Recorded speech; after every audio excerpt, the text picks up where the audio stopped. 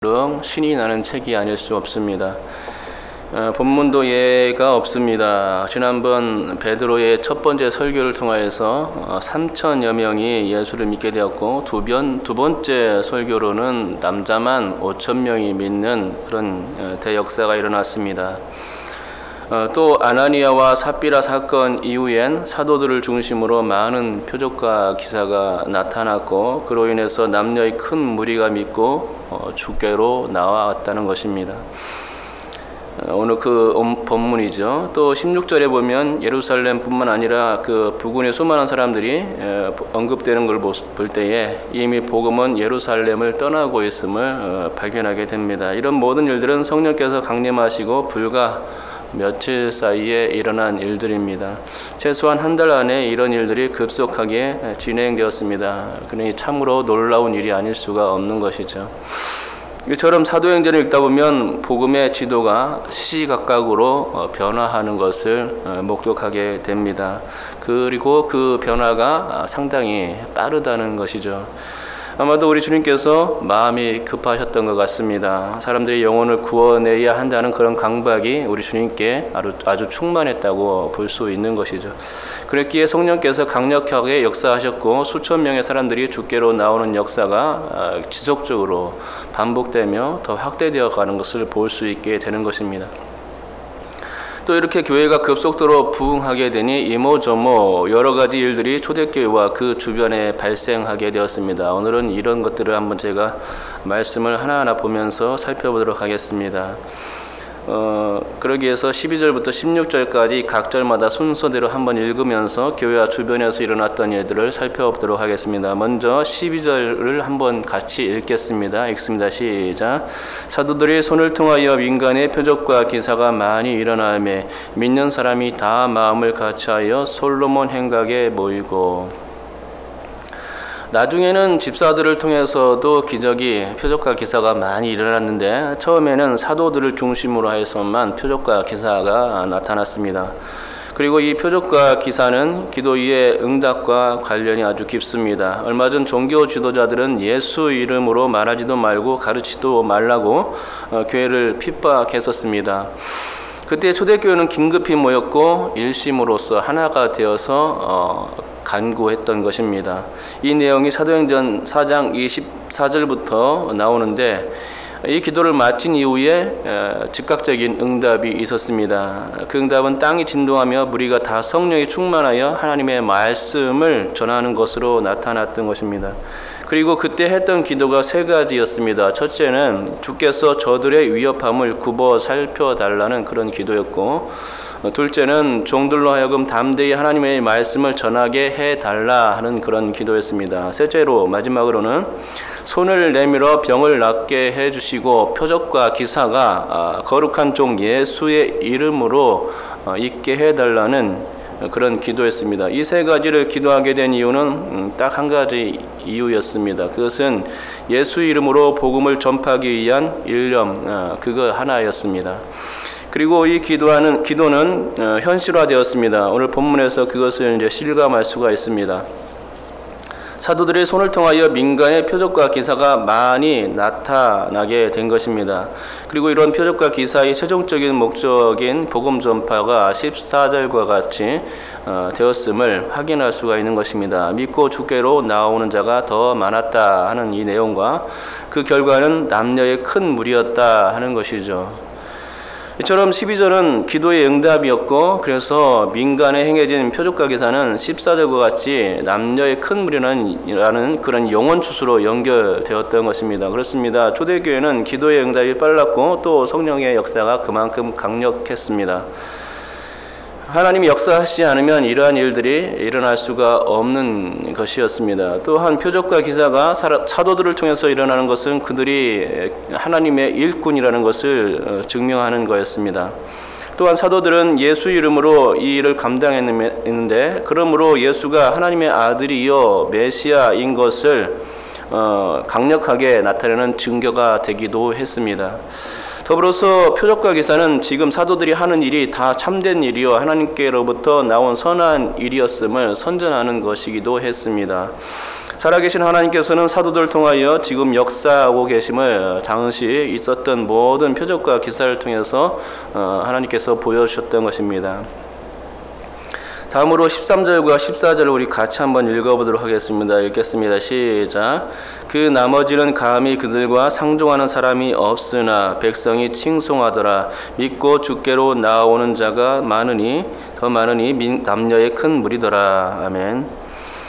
이 두 구절에 보면 사도들이 행했던 민간의 표적과 기사를 보았던 사람들에게서 참으로 다양한 반응이 나타났음을 알 수 있습니다. 크게는 세 가지였습니다. 첫째는 아예 상종을 하지 않는 사람들이 나타났다는 것이고, 둘째는 칭송하는 무리들이 나타났습니다. 그리고 셋째는 주님을 믿고 나오는 무리가 있었다는 것이죠.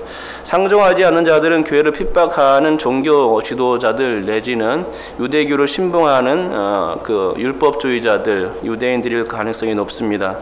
아니면 아나니아와 삽비라 사건을 통해서 기독교가 좀 두려운 종교로 인식되어서 거부하는 이들이었을 것입니다. 또한 칭송하는 무리들은 교회에 대하여 호의적인 사람들이었을 것입니다. 그들은 교회에 대하여 적대적이지 않았기에 어느 정도는 마음이 열려있는 사람들일 것입니다. 마지막으로 정말 기독교가 뭔지, 교회가 뭐 하는 곳인지를 제대로 파악하고 믿을 수 있었던 자들이 있습니다. 그렇습니다. 이들은 지금 초대교회에서 행해지고 있는 이런 일련의 일들을 제대로 파악하고 있던 자들이었습니다. 그래서 복음을 받아들였고, 이 복음을 받아들이는 데 있어서 자신의 생각이 너무나 많으면 확실히 하기 힘든데, 그들은 그래서 내 의견, 내 생각, 내 의사보다는 지금 일어나고 있는 그런 상황들에 더 집중했던 것을 보게 됩니다. 표적과 기사라는 것은 하나님께서 나타나는 역사였기 때문에 절대로 그것이 하나님의 역사임을 알고서 믿었던 것입니다. 그렇습니다. 내 의견, 내 생각, 내 의사가 너무나 앞선다면 하나님의 그 기사와 표적들을 볼 수가 없습니다. 하나님께서 이런 일들을 하시는구나 라는 것들을 제대로 파악하지 못하게 되고, 또 믿음을 갖기가 그만큼 힘들게 되는 것입니다. 그러니까 어떤 관점을 가지고 보느냐에 따라서 판이한 결론이 나올 수밖에 없는 것이죠. 하나님의 역사와 사탄의 역사를 분명히 구분할 수 있는 영적 안목은 그것을 잘 관찰하는 데 있는 것입니다. 어찌되었든 주께로 돌아온 자가 훨씬 많았다는 것이고, 교회를 칭송하는 무리들까지 합하면 상종하는 자나 대적하는 자들을 압도할 수 있는 그런 의세가 교회 가운데 있었습니다. 교회가 성장하고 부흥하는 데 결림돌이 없었다는 것이죠. 이번에는 15절과 16절을 한번 같이 읽도록 하겠습니다. 같이 읽습니다. 시작. 심지어 병든 사람을 메고 거리에 나가 침대와 요 위에 누이고 베드로가 지날 때에 혹 그의 그림자라도 누구에게 덮일까 바라고 예루살렘 부근의 수많은 사람들도 모여 병든 사람과 더러운 귀신에게 괴로움 받는 사람을 데리고 와서 다 나음을 얻으니라. 아멘. 병이 치료되는 표적과 기사가 잇따라 일어났습니다. 사람들은 베드로가 지나가기만을 기다렸습니다. 혹시 그의 그림자라도 밟히기를 바랐습니다. 그러면은 자신의 병이 치료될 수 있다고 생각하기 때문입니다. 그래서 베드로의 그림자라도 덮이기를 간절히 사모했던 것이죠. 그래서 또 베드로가 있을 만한 곳을 찾았습니다. 주로 솔로몬 행각에 사람들이 모였는데, 이곳은 그 베드로가 안전병이를 치료했고 또 그곳에서 설교했던 장소였기 때문입니다. 베드로가 병을 고쳤다는 소문은 금방 퍼졌고, 그곳 솔로몬 행각은 온갖 병자들로 장사진을 이루게 되었습니다. 그곳에는 병든 사람, 귀신 들릴 사람, 괴로움을 받는 사람 등 참으로 다양한 사람들이 치료의 순번을 기다리고 있었습니다. 그런데 놀라운 것은 그런 모든 사람들 모두가 나음을 받았다는 것입니다. 사탄은 어떻게든 복음이 전파되는 것을 막으려고 종교 지도자들을 앞세워서 사도들을 위협했지만 아무런 소용이 없었습니다. 표적과 기사는 더욱더 놀랍게 불길같이 일어났고, 또 교회를 중심으로 하는 수많은 역사들이 일어났던 것을 보게 됩니다. 그리고 사람들이 그것을 보고 예수를 믿게 되었다는 것이죠. 남녀의 큰 무리라는 사람들이 예수를 믿고 돌아오는 그런 역사가 일어나게 된 것입니다. 복음의 불길이 한번 번지니까 꺼질 줄을 몰랐고 그 불길은 어느새 예루살렘을 다 태우고 예루살렘 주변으로까지 확장될 기미가 보여졌던 것이죠. 성령께서 강력하게 역사하시니 모든 표적과 기사들이 사도들을 중심으로 일어나게 되었다는 것입니다.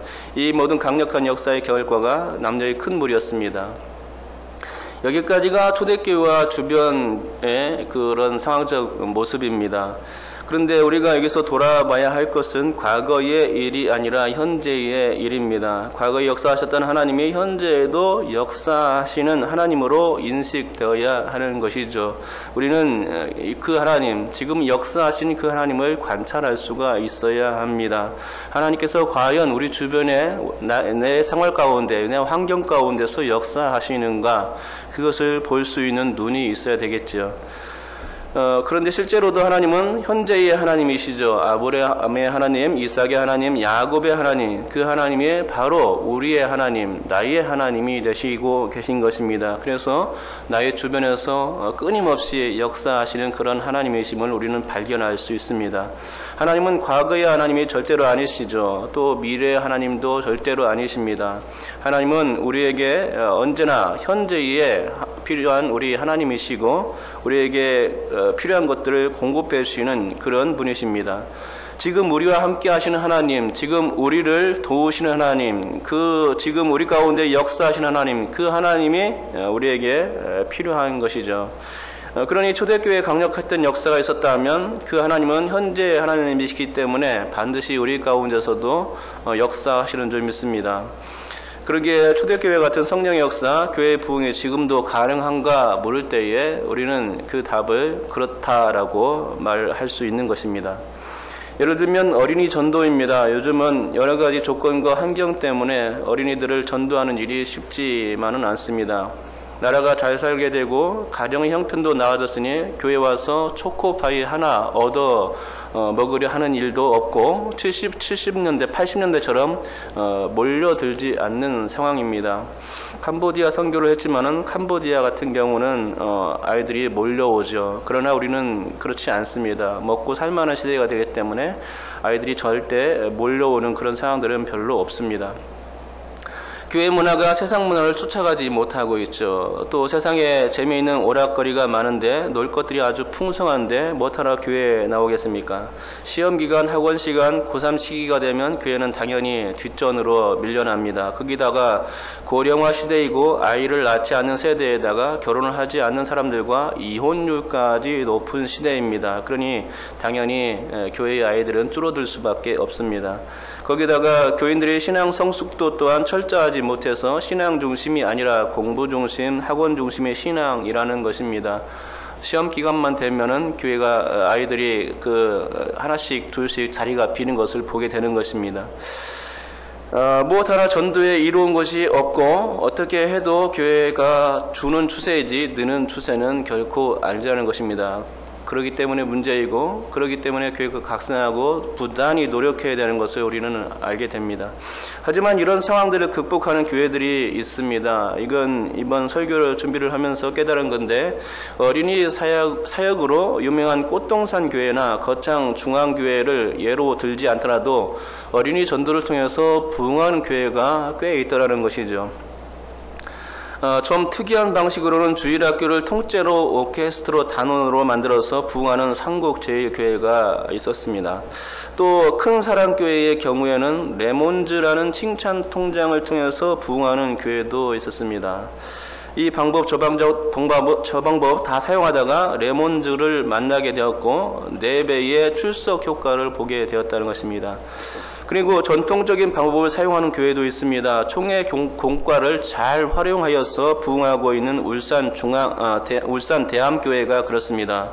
또 학교 앞 전도는 안 될 것 같은데 이건 옛날 방식이라서 통하지 않을 것 같은데 이 옛날 방식을 사용하는 교회가 있습니다. 새희망 교회인데요. 이 교회는 교회 학교의 부흥을 이 방법으로 학교 앞 전도를 통해서 막고 있는데 300명의 교회 학교가 500명으로 급성장했다는 것입니다. 그러니까 제가 볼 때는 방법을 찾는다면 찾아집니다. 이건 아니라고 생각하며 포기하기 때문에 부흥이 안 되고 떨어져 나가는 이유가 되는 것입니다. 지금도 얼마든지 오늘 방금 읽었던 그 본문처럼 남녀의 큰 무리가 주께로 돌아온 역사가 를 얼마든지 만들 수 있다는 것이죠. 한 드라크마를 찾는 심정으로 찾다 보면 찾아지는 것입니다. 하나님은 살아계신 하나님이고 과거의 하나님이나 미래의 하나님이 아니고 현재의 하나님이기 때문에 우리 가운데 표적과 기사를 얼마든지 행하실 수 있고 그 역사 가운데서 하나님께서 교회를 부흥케 하실 수 있는 것입니다. 과거에 역사하셨던 것처럼 하나님은 지금도 역사해 주시는 것입니다. 그분께 모든 것을 맡기고 교회의 부흥을 소망하고 끝까지 추진한다면 정말로 많은 기적과 표적들이 우리 교회 가운데서도 일어날 줄 믿습니다.